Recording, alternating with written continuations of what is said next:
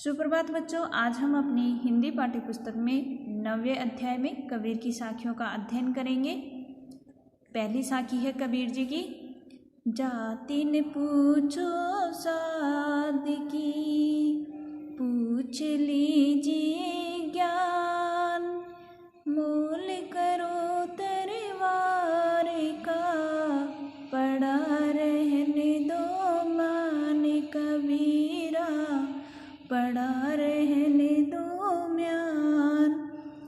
इस साखी में कबीरदास जी कहते हैं कि कभी भी साधु की जाति नहीं पूछनी चाहिए। पूछ लीजिए ज्ञान, कि उनसे हमें ज्ञान की बातें पूछनी चाहिए। अर्थात जो साधु सज्जन लोग होते हैं उनसे कभी भी जाति नहीं पूछनी चाहिए, क्योंकि वे जात पात की भावना से बहुत ऊपर उठ चुके होते हैं और अपने अंदर अथाह ज्ञान समेटे हुए होते हैं। तो ऐसे लोगों से मात्र ज्ञान की बातें ही पूछनी चाहिए। मोल करो तलवार का, कि जिस तरह से हमें तलवार खरीदते समय केवल तलवार का मोल भाव करना चाहिए, न कि उसके स्थान पर म्यान का, क्योंकि आवश्यकता पड़ने पर हमें तलवार ही काम आती है, म्यान काम नहीं आती है। उसी प्रकार से हमें जाति को भी अधिक महत्व नहीं देना चाहिए, ज्ञान को महत्व देना चाहिए। दूसरी साखी है कबीर जी की। आवत गारी एक है, उलटत होय अनेक, कहे कबीर नहीं उलटिए, वही एक की एक कबीरा, वही एक की एक।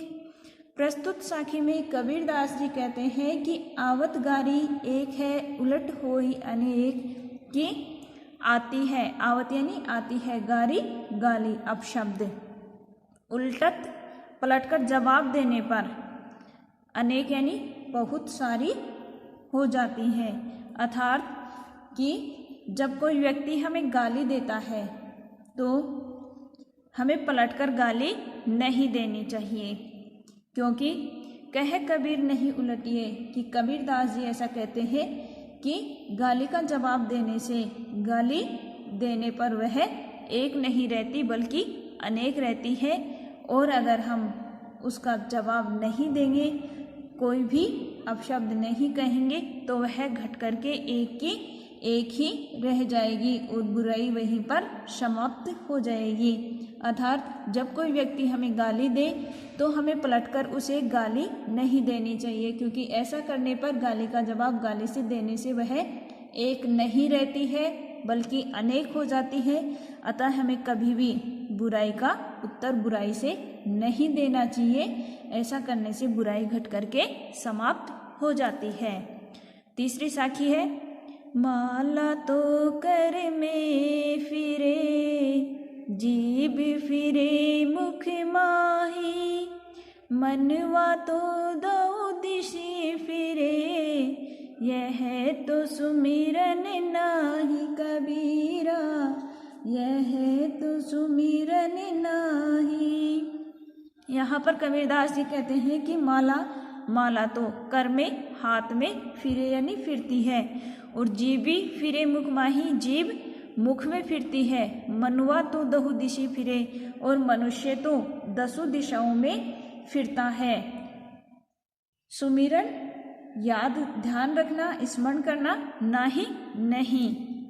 अर्थात कबीरदास जी कहते हैं कि जो ढोंगी व्यक्ति होता है वह केवल प्रभु की भक्ति का दिखावा मात्र करता है, उसके हाथ में माला घूमती है और मुख में राम राम करते हुए उसकी जीभ घूमती है, लेकिन इसी प्रकार से उसकी जो मन है वह 10 दिशाओं में घूमता रहता है। अर्थात उसका ध्यान प्रभु में नहीं रहता, उसका मन 10 दिशाओं में भटकता रहता है।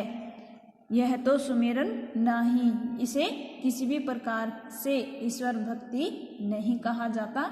अर्थात ईश्वर भक्ति के लिए एकमात्र मन का एकाग्र होना आवश्यक है, न कि माला फेरना और ऊपरी मन से राम राम जपना। चौथी साखी है, कबीर घास ने नींदिए जो पाँव तली होई, उड़ी पड़े जब आँखी में खरी दुहेली होई, कबीरा खरी दुहेली होई। यहाँ पर कबीरदास जी कहते हैं कि कबीर घास ने नींदिए, नींदिए यानी निंदा करनी चाहिए कि कभी भी घास अर्थात साधारण तिनके की निंदा नहीं करनी चाहिए। जो पाँव तली हो कि जो पैरों के नीचे रहता है उस घास की कभी भी निंदा नहीं करनी चाहिए।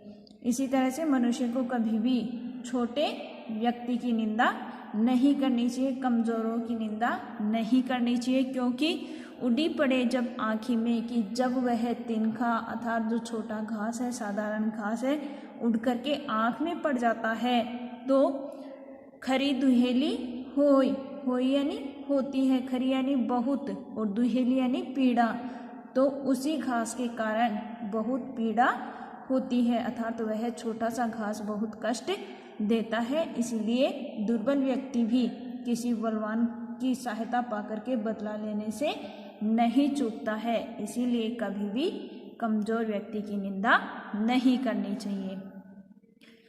जग में बैरी कोई नहीं जो मन शीतल होय, या आपा को डारी दे दया करे सब कोई, कबीरा दया करे सब कोई। यहाँ पर कबीरदास जी कहते हैं कि जग संसार में बैरी दुश्मन कोई नहीं, मन शीतल शीतल होता है, या आपा को डारी दे, आपा यानी अहंकार को, डारी यानी छोड़ दे, दया करे सब कोई, तो करुणा कोई यानी कोई, कि इस संसार में कोई भी किसी का शत्रु नहीं होता है। जग में बैरी कोई नहीं, इस संसार में कोई भी किसी का शत्रु नहीं होता है। बस जो मन शीतल होए, मनुष्य को अपने मन को शांत और शीतल रखना चाहिए।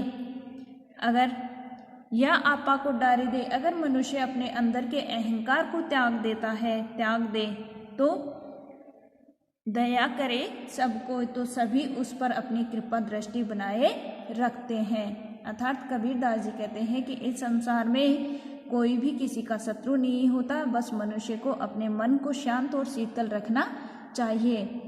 वह अपने मन के अंदर के अहंकार को त्याग दे, यदि वह अपने अहं को छोड़ देता है तो सभी उस पर अपनी कृपा दृष्टि बनाए रखते हैं। धन्यवाद।